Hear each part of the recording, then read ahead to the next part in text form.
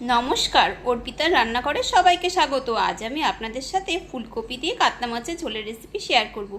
এই রান্নাটা খুবই কম সময়ে হয়ে যাবে আর খেতেও কিন্তু দুর্দান্ত স্বাদের হবে। দেখে নেওয়া যাক রেসিপি। মাছগুলো ধুয়ে পরিষ্কার করে নিয়েছি।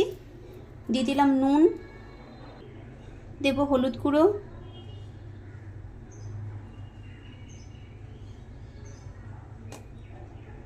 এবার মাছগুলোকে সব ভালো করে একটু মেখে নেব। মাছগুলো সব নুন হলুদ গুঁড়ো মাখানো হয়ে গেছে। এবারে ফুলকপিগুলো টুকরো করে কেটে নেব। আলুর খোসা ছাড়িয়ে আলুগুলো লম্বা টুকরো করে কেটে নেব।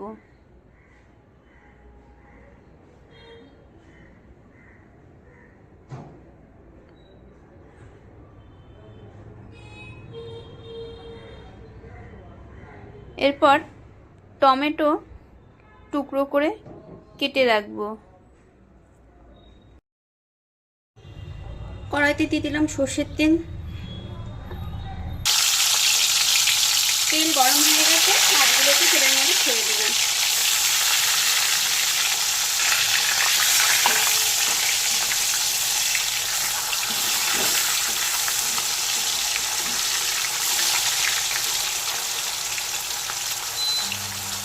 মাছগুলো সব ভেজে তুলে নিয়েছি।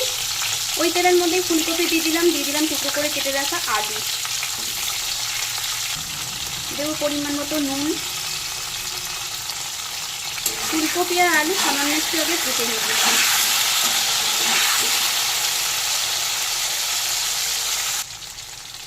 এগুলোকে একটু সাইড করে নিয়েছি ফুলকপি আলু।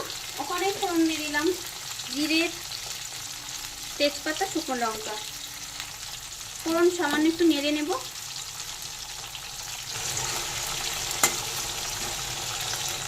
এবার দেবো অল্প একটু জল।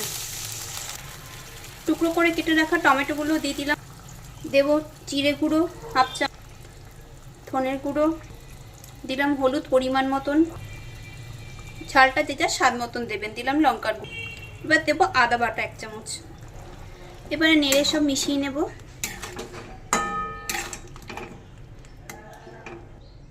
এবারে ঢাকা দিয়ে কিছুক্ষণ রেখে দেব। কিছুক্ষণ পর ঢাকা খুলে নিলাম। এবার দেখে নেব আলু ফুলকপি সব সেদ্ধ হয়ে গেছে। দেব ঝোলের জন্য জল,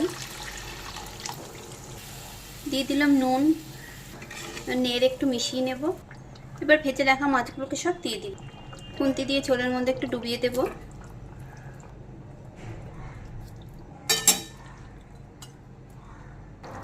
এভাবে কিছুক্ষণ ফুটতে দেব। রান্নাটা প্রায় হয়েই এসেছে। রেসিপি দেখে ভালো লাগলে লাইক, কমেন্ট, শেয়ার অবশ্যই করবেন। আর নতুন বন্ধু হলে বন্ধু হয়ে পাশে থাকার অনুরোধ রইল। এবার গ্যাসের ফ্লেম অফ করে দেব। রান্নাটা কমপ্লিট। কাতলা মাছ ফুলকপি দিয়ে আমি সার্ভ করে নিয়েছি। এভাবে আপনারা অবশ্যই বানিয়ে দেখতে পারেন। আশা করছি আপনাদেরও ভালো লাগবে। খুব শীঘ্রই দেখা হবে নতুন কোনো ভিডিওতে। সবাই ভালো থাকবেন, সুস্থ থাকবেন।